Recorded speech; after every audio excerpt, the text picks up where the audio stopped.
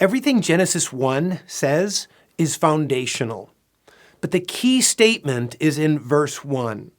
In the beginning, God created the heavens and the earth. The eternal God started everything else. From a formless void, the Father and the Son, acting through the Spirit, created the universe. After verse 2, the chapter unpacks the six-day creation process.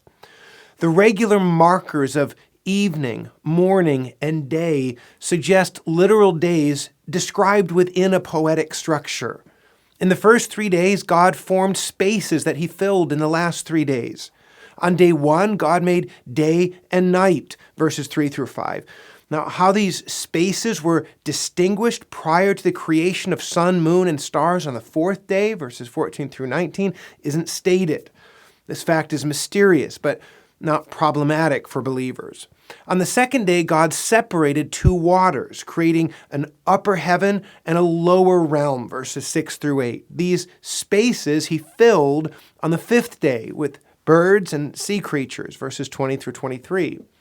On the 3rd day, amid the water in the lower realm, God made dry land, which he filled with vegetation, verses 9 through 13. On this earth, God brought forth land animals.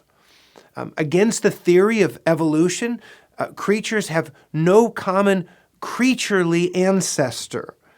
Each descended from kinds as God made them. The last kind that God made is the most special.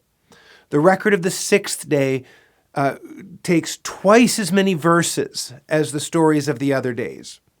Like the rest of creation, God made animals male and female.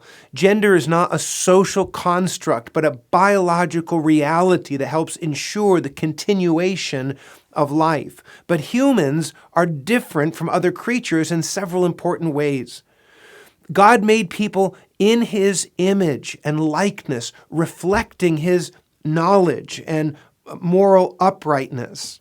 He gave us, secondly, dominion over all the earth, not as destroyers, but as stewards, managers of God's creation. And third, he blessed the people in their calling to live out their design. God judged that his work was very good, verse 31. Tragically, sin would change that.